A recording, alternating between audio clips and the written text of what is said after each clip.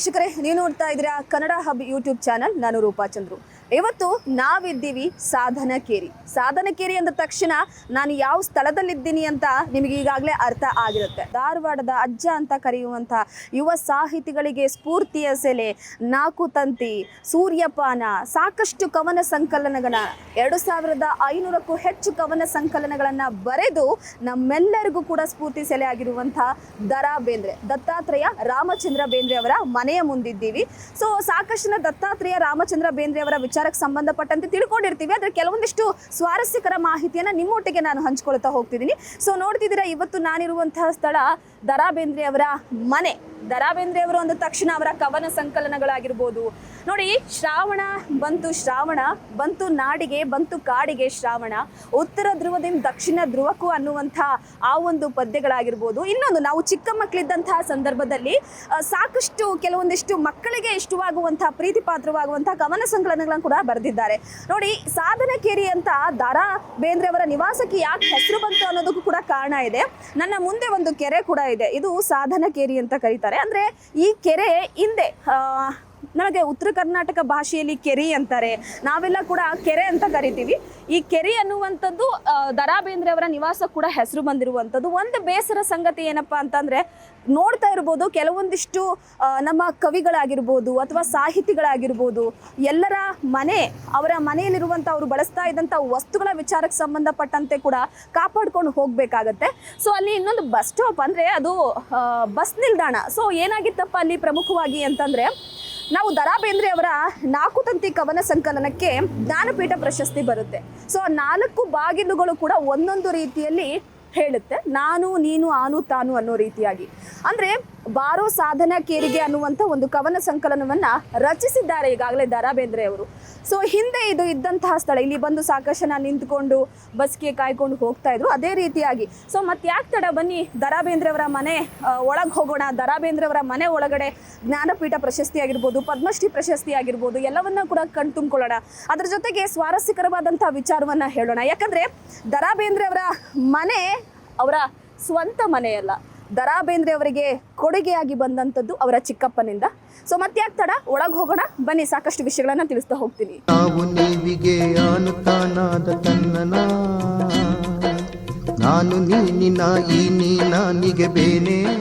ನಾವು ದರಾ ಬೇಂದ್ರೆಯವರ ಹಿನ್ನೆಲೆಯ ವಿಚಾರವಾಗಿ ನೋಡೋದಾದ್ರೆ, ದರಾ ಬೇಂದ್ರೆಯವರ ಜೀವನ ಬಹಳ ಸುಖಮಯವಾಗಿರಲಿಲ್ಲ. ಚಿಕ್ಕಂದಿನಿಂದಲೂ ಕೂಡ ಬಹಳ ಕಷ್ಟಕರವಾಗಿತ್ತು. ತನ್ನ 11ನೇ ವಯಸ್ಸಿಗೆ ತಂದೆಯನ್ನು ಕಳೆದುಕೊಳ್ತಾರೆ. ಜೀವನ ನಡೆಸೋದು ಸಾಕಷ್ಟು ಕಷ್ಟಕರವಾಗುತ್ತೆ. ಅದಾದ ನಂತರವಾಗಿ ಅಜ್ಜಿ ಹಾಗೆ ತಾಯಿಯ ಮಡಿಲಿನಲ್ಲಿ ಬೆಳೆದಂತಹ ಅಂಬಿಕಾತನೆಯ ದತ್ತ ದರಾ ಬೇಂದ್ರೆ ಅವರು ತದನಂತರ ಉನ್ನತ ಶಿಕ್ಷಣವನ್ನು ಕೂಡ ಮುಗಿಸ್ತಾರೆ. BA MA ಪಡೆದ ನಂತರವಾಗಿ ಅವರ ಸಾಹಿತ್ಯ ಹಾಗೆ ಕಲೆ ಬರವಣಿಗೆ ಮುಂದುವರೆದುಕೊಂಡು ಹೋಗುತ್ತೆ. ಹಿಂದೆ ಈ ಭಾಗದಲ್ಲಿ ಕನ್ನಡ ಶಾಲೆಗಳನ್ನು ಸ್ಥಾಪನೆ ಮಾಡಬೇಕು, ಕನ್ನಡ ಶ್ರೀಮಂತಗೊಳಿಸಬೇಕು ಅನ್ನುವಂಥ ನಿಟ್ಟಿನಲ್ಲಿ ಸಾಕಷ್ಟು ರೀತಿಯಲ್ಲಿ ಆಲೂರು ವೆಂಕಟರಾಯರಾಗಿರ್ಬೋದು, ನಮ್ಮ ದರಾ ಬೇಂದ್ರೆ ಅವರಾಗಿರ್ಬೋದು ಶ್ರಮಿಸಿದ್ದಾರೆ. 2500ಕ್ಕೂ ಹೆಚ್ಚು ಕವನ ಸಂಕಲನಗಳನ್ನು ರಚಿಸಿದ್ದಾರೆ ಅಂತಂದರೆ, ಕಾವ್ಯಗಳನ್ನು ಬರೆದಿದ್ದಾರೆ ಅಂತಂದರೆ, ನಿಜವಾಗ್ಲೂ ಕೂಡ ಅಂತಹ ಮಹಾನ್ ಶಕ್ತಿಯ ಯಾವ ರೀತಿ ಇತ್ತು ಅನ್ನುವಂಥದ್ದನ್ನು ನಾವು ನೋಡ್ತಾ ಹೋಗ್ಬೋದು. ಸೊ ಇಲ್ಲಿ ದರಾ ಬೇಂದ್ರೆ ಅವರ ಮನೆ ವಿಚಾರವಾಗಿ ನಾನು ಇಲ್ಲಿ ಹೇಳಲೇಬೇಕಾಗುತ್ತೆ. ಯಾಕಂದರೆ ದರಾ ಬೇಂದ್ರೆ ಅವರಿಗೆ ಈ ಮನೆ ಉಡುಗೊರೆಯಾಗಿ ಬಂದಿರುವಂಥ ಮನೆ. ಜೀವನ ಕಷ್ಟಕರವಾಗಿತ್ತು, ಜೀವನ ನಡೆಸೋದು ಕೂಡ ಕಷ್ಟಕರವಾಗಿತ್ತು. ಅಂತಹ ಸಂದರ್ಭದಲ್ಲಿ ಇರೋದಕ್ಕೊಂದು ಸೂರು ಬೇಕಲ್ವೇ? ನಮ್ಮದು ಅನ್ನುವಂಥ ಒಂದು ಸೂರು ನಮ್ಮ ಹೆಸರಲ್ಲಿತ್ತು ಅಂತಂದರೆ ಎಲ್ಲೋ ಒಂದು ಕಡೆ ನಮಗೆ ನೆಮ್ಮದಿಯಾಗಿರುತ್ತೆ. ನೀವು ಈ ಮನೆಗೆ ವಿಸಿಟ್ ಮಾಡಿದಂಥ ಸಂದರ್ಭದಲ್ಲಿ ದರಾ ಬೇಂದ್ರೆ ಅವರ ಈ ಮನೆಯ ಬಗ್ಗೆ ತಿಳ್ಕೊಳ್ಬೇಕು ಅಂತಂದರೆ, ನೋಡಿ ಇಲ್ಲಿ ಕಾಣ್ತಾ ಹೋಗುತ್ತೆ ನಿಮಗೆ, ಇಲ್ಲಿ ಬರೆದಿದ್ದಾರೆ ನೋಡಿ, ಆಲೂರ ಮನೆತನದವರು ಕಟ್ಟಿಸಿದ ಈ ಮನೆಯನ್ನ ಬೇಂದ್ರೆಯವರ ಚಿಕ್ಕಪ್ಪ ಬಂಡೋ ಅಪ್ಪಾಜಿ ಬೇಂದ್ರೆ ಕಾಣಿಕೆಯಾಗಿ ಕೊಂಡು ಕೊಟ್ಟರು. ಇದು ಬೇಂದ್ರೆ ಅವರ ಹೆಸರಿಗೆ 1929 ಖರೀದಿಯಾಗಿ ತದನಂತರ ಧಾರವಾಡದಲ್ಲಿ ನೋಂದಣಿಯಾಗಿದೆ ಅನ್ನುವಂಥದ್ದನ್ನ ಇಲ್ಲಿ ಬರೆದಿರುವಂಥದ್ದು. ದತ್ತಾತ್ರೇಯ ರಾಮಚಂದ್ರ ಬೇಂದ್ರೆಯವರ ನಾನು ನೀನು ಆನು ತಾನು ನಾಕು ತಂತಿ ಕವನ ಸಂಕಲನ ಅಂದರೆ ಜ್ಞಾನಪೀಠ ಪ್ರಶಸ್ತಿ ಬಂದಂಥದ್ದು. ವಿಶ್ವಮಾತೆಯ ಗರ್ಭ ಕಮಲಜಾತ ಪರಾಗ, ಪರಮಾಣು ಕೀರ್ತಿ ನಾನು, ಭೂಮಿ ತಾಯಿಯ ಮೈಯ ಹಿಡಿಮಣ್ಣ ಗುಡಿಗಟ್ಟಿ ನಿಂತಹ ಮೂರ್ತಿ ನಾನು. ಎಂತಹ ಸಾಲುಗಳು ನೋಡಿ, ಪ್ರತಿಯೊಂದು ಸಾಲುವು ಕೂಡ ಒಂದು ರೀತಿ ರೋಮಾಂಚನಕಾರಿ. ಸೊ ಇದ್ರ ಜೊತೆಗೆ ಅವರ ಕೆಲವೊಂದಿಷ್ಟು ಪದದ ಸುವರ್ಣ ನೆನಪು ಅಂತಿದೆ. ಪದದ ಸುವರ್ಣ ನೆನಪು ಯಾವ ಊರು ಅಂತಂದರೆ, ಆ ಊರು ಈ ಊರು ಯಾವ ಊರು ಆದರೂ ತವರೂರು ತಮ ತಮಗೆ ತಾನೇ ಚಂದ, ಕಟ್ಟಿ ಕೊಡುವುದಲ್ಲ ಬಿಚ್ಚಿ ಬಿಡುವುದೂ ಅಲ್ಲ. ಎಂತಹ ಸಾಲು ನೋಡಿ. ನಾವು ಯಾವುದೋ ಊರಲ್ಲಿ ಜೀವನ ಕಟ್ಕೊಳ್ತೀವಿ, ಯಾವುದೋ ಊರಲ್ಲಿ ಬೆಳಿತೀವಿ, ಎಲ್ಲೋ ಕಾಯಕವೇ ಕೈಲಾಸ ಅಂತ ಕೆಲಸಕ್ಕೆ ಹೋಗ್ತೀವಿ. ಆದರೆ ತದನಂತರ ನಮ್ಮ ಮನೆಗೆ ವಾಪಸ್ ಆಗಬೇಕಲ್ವೇ ನಾವು. ಸೊ ಪ್ರತಿಯೊಂದು ಪದದಲ್ಲೂ ಕೂಡ ಅರ್ಥ ಗಾಂಭೀರ್ಯ ಅಡಗಿದೆ. ಅಂಥ ಪದಪುಂಜಗಳನ್ನು ಪೋಣಿಸಿ ಮಹಾನ್ ಅಕ್ಷರ ಪದಗಳ ಮಾಂತ್ರಿಕ ಅಂತ ಕರೆಯುವಂಥದ್ದು. ಸೊ ಒಳಗೆ ಹೋಗೋಣ. ಕಾಯಿಸೋದಕ್ಕೂ ಇಷ್ಟ ಇಲ್ಲ ನನಗೆ. ಜ್ಞಾನಪೀಠ ಪ್ರಶಸ್ತಿ, ಪದ್ಮಶ್ರೀ ಪ್ರಶಸ್ತಿ ಎಲ್ಲವನ್ನ ಕೂಡ ತೋರಿಸ್ತೀನಿ, ಬನ್ನಿ. ಎಸ್, ದ.ರಾ ಬೇಂದ್ರೆಯವರ ನಿವಾಸದ ಒಳಗಿದ್ದೀವಿ. ಬಾಗಿಲು ನೋಡ್ತಾ ಇದ್ದೀರಾ, ಮರದ ಬಾಗಿಲು. ಸಾಮಾನ್ಯವಾಗಿ ಕಡಿಮೆ ಕೆಲವೊಂದಿಷ್ಟು ಈ ರೀತಿಯ ಮನೆಗಳು ಸಿಗುವಂಥದ್ದು. ಗಮನಿಸ್ತಾ ಇರ್ಬೋದು, ಇಲ್ಲಿ ಒಂದು ಗಂಟೆ.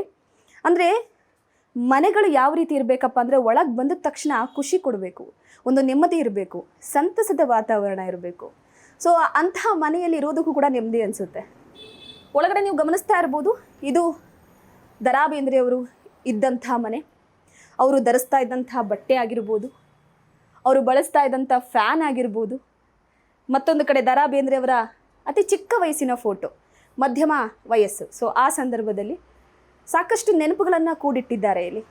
ದ.ರಾ ಬೇಂದ್ರೆಯವರಿಗೆ ಪೂಜೆ ಮಾಡೋದಕ್ಕೆ ಈಗ ಅವರ ಮೊಮ್ಮಗಳು, ಈಗ ತಾನೇ ಪುನರ್ವಸು ಅಂತ ಅವರ ಹೆಸರು, ಈಗ ತಾನೇ ಹೂವನ್ನು ತಂದಿಟ್ಟಿದ್ದಾರೆ. ದ.ರಾ ಬೇಂದ್ರೆಯವರು ಕುಳಿತುಕೊಳ್ತಾ ಇದ್ದಂಥ ಚೇರ್ ಇದು.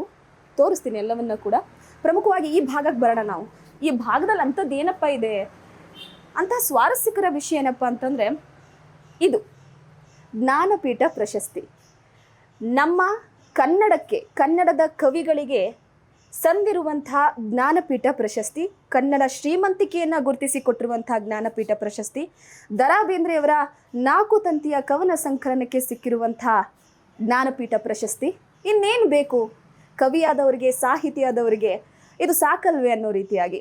ಮತ್ತೊಂದು ಕೇಂದ್ರ ಸಾಹಿತ್ಯ ಅಕಾಡೆಮಿ ಪ್ರಶಸ್ತಿ ಕೂಡ ದೊರೆತಿದೆ ಅವರಿಗೆ. ಅದಾದ ನಂತರವಾಗಿ ಜ್ಞಾನಪೀಠ ಪ್ರಶಸ್ತಿಯ ನಂತರ ಅವರಿಗೆ ಸಿಕ್ಕಿರುವಂಥದ್ದು ನೋಡಿ, ಇಲ್ಲಿ ಪದ್ಮಶ್ರೀ ಪ್ರಶಸ್ತಿ ಕೂಡ ಸಿಕ್ಕಿದೆ.